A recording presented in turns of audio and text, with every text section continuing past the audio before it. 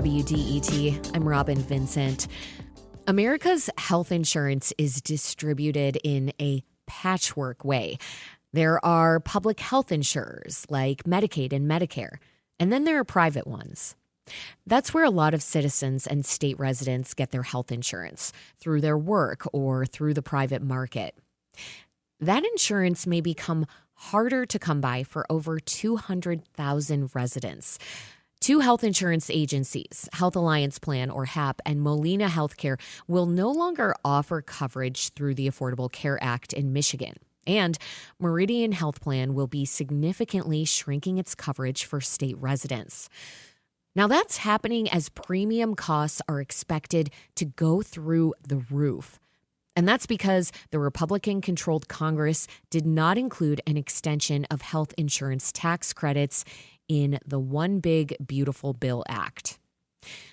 To discuss what all these changes will mean for Michiganders who sign up for health care through the Affordable Care Act and how it will impact hospitals, I have Brian Peters with us now. He's the CEO at the Michigan Health and Hospital Association. Brian, welcome to the Metro. Oh, thank you so much for having me. Really appreciate the opportunity to discuss such an important topic. Yeah, I'm wondering how concerned hospitals are. I mean, you advocate for them.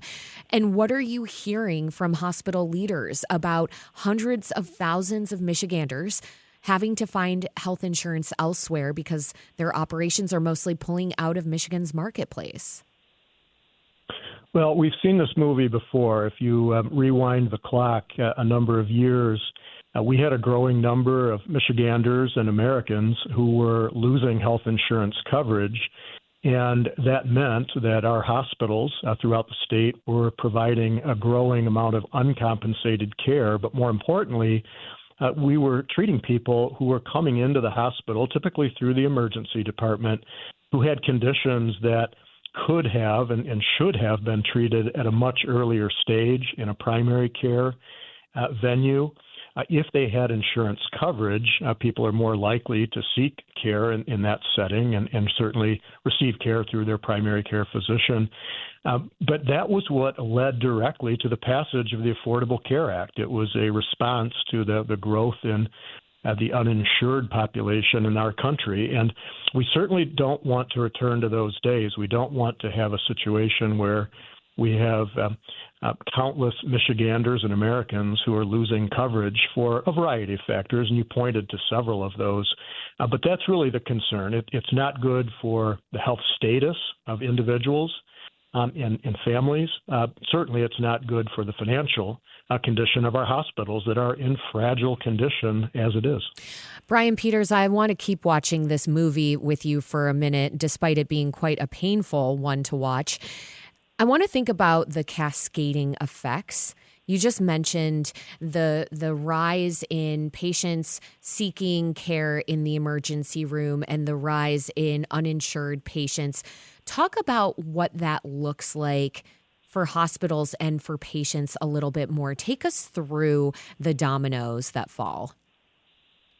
Well, absolutely. I mean, when we have good insurance coverage, and by the way, that doesn't just mean having an insurance card in your pocket. It means also having a plan that does not have copays and deductibles that are out of line with what the individual is able to afford, because that often drives people away from receiving appropriate care in the appropriate setting as well. And what happens all too often is that an individual believes they don't have the resources or they don't have the insurance coverage to seek care when they have an issue that crops up. And instead, they present in the hospital emergency department when that condition has worsened to a point where they can no longer delay that coverage any further. And what our emergency department staff typically find is, wow, this is a situation that didn't come about overnight. We could have seen this, documented it, much earlier and treated it perhaps in an outpatient setting, perhaps with prescription drugs at a much lower cost. And now we're left with a situation that's going to take an investment of significant resources to correct that patient's condition and get them back on track. And unfortunately, that's the story of American healthcare all too often. Unfortunately, as we look at benchmarking ourselves with other OECD countries, those that are economically developed similar to the United States, they do a much better job at the front end on primary care and prevention. Unfortunately, we do such a phenomenal job at the other end of that spectrum. We have the best technology. We can save people in a better fashion than anywhere else on the planet, but we still don't do a great job at the front end, and the insurance coverage situation has a lot to do with that. And I think a lot of people would prefer to be receiving that preventative care as opposed to being in these situations that you're talking about, these cataclysmic situations, which can result in worse outcomes for the patients. And it sounds like also it puts a lot of stress on the healthcare system. You didn't want President Trump's big, beautiful bill to pass. You wrote in the Detroit News that it would be bad for families. And as we know, it has passed. What are the consequences for families now that it's in effect? Well, we're very concerned. Our own projections at the Michigan Health and Hospital Association is that over the 10-year horizon, because remember this bill impacts a 10-year time frame, that Michigan hospitals alone will see about a $6 billion, billion with a B, in reduced funding. And that's largely through the change to our Medicaid provider tax program, which has been a vital resource to keep our doors open and maintain access to quality care for communities throughout the state. Unfortunately, that is the reality. That is the law of the land. We won't feel that impact for some time because those changes don't kick in for a year or two down the road. And the Medicaid work requirements, same thing.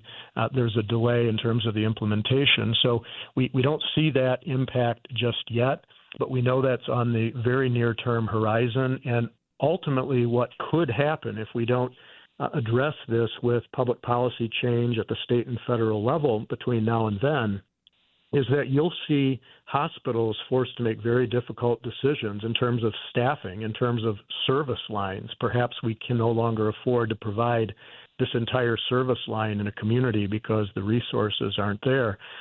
And in some cases, outright hospital closures, particularly in rural Michigan. We have real concern that our rural hospitals are going to be significantly impacted. So this is not good for access to care. It is something that keeps us up at night, and we really need to band together and find a path forward that includes good public policy from our state and federal elected officials. This is the Metro on WDET. I'm Robyn Vincent. My guest is Brian Peters, CEO at the Michigan Health and Hospital Association. We're talking about how many health insurance companies that had operated in Michigan are mostly leaving and what that means for Michiganders.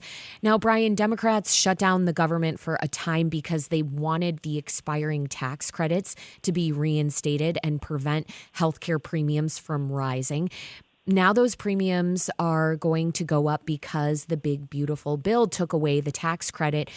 What do you want representatives to do now to get them back? I mean, you've mentioned the need for demonstrable policy change as soon as possible.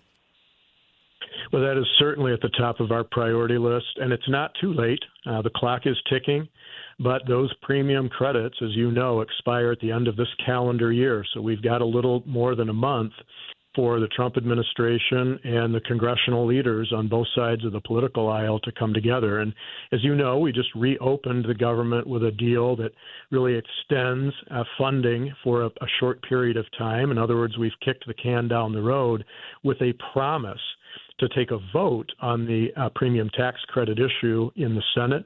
Certainly that's no promise that will reinstate those credits and extend them into the new year, but at least there's going to be a vote. And so we really need the public, not just those who have benefited directly from those tax credits, but all of us who have a stake in this healthcare ecosystem to make our voice heard, because it is critically important that we extend coverage to as many Americans as possible. That's what makes healthcare accessible and affordable for everyone. This is a very intricate and interwoven healthcare delivery and financing system. And when you have one piece of the puzzle, like the premium tax credits that are taken away, that creates harm elsewhere in the system. There's no question about it. Brian, what I'm hearing from you is that good healthcare in the U.S. absolutely hinges on solid policy, on good politics. For the last few election cycles, every time Republicans come into power at the federal level, they try to take away health care. It happened unsuccessfully during President Trump's first term, and now it's happening again. But this time, people have lost access to health care plans and their premiums are going up. Have you lost faith in Republicans' ability to get people health care insurance coverage?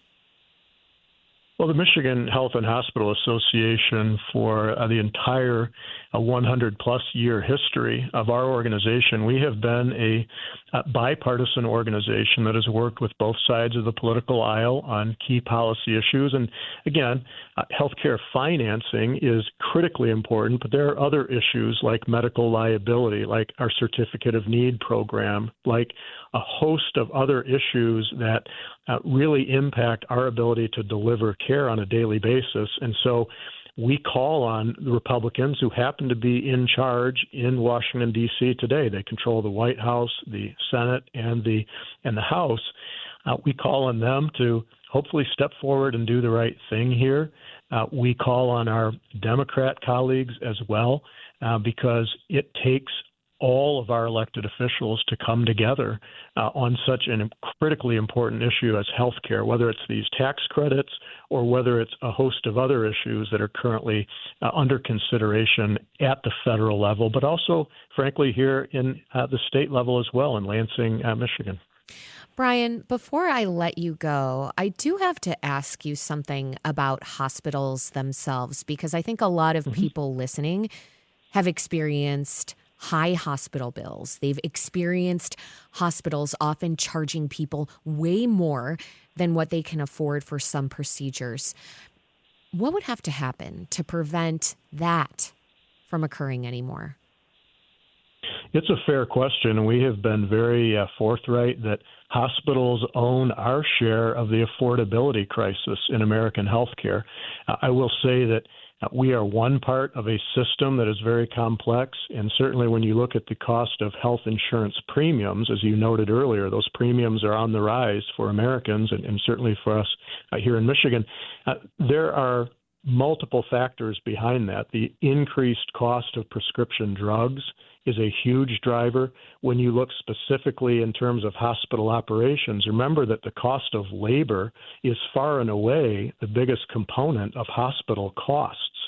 And that cost of labor has skyrocketed since the COVID-19 pandemic, particularly for our nursing staff and other frontline caregivers. These are folks who are highly trained. They have a very difficult job. But in order to recruit and retain that talent, that comes at a cost. There's no question about it. Emerging technology, investment in new bricks and mortar facilities and electronic medical records. These are things that, again, they are incredibly important to our ability to provide high quality care to every patient every time, but they come at a price. I'd also remind folks, we are one of the few institutions in America that is open 24/7, 365, and we provide care to everybody regardless of their ability to pay and regardless of their condition. In other words, they could have a very complex condition with multiple comorbidities. We don't turn them away. We provide that life-saving care, and again, that comes at a cost. Brian Peters is the CEO of the Michigan Health and Hospital Association. Brian, thank you for joining me on the Metro. Thank you so much. This is WDET-FM, Detroit Public Radio, your connection to news, music, and conversation. And this is The Metro. Stay with us.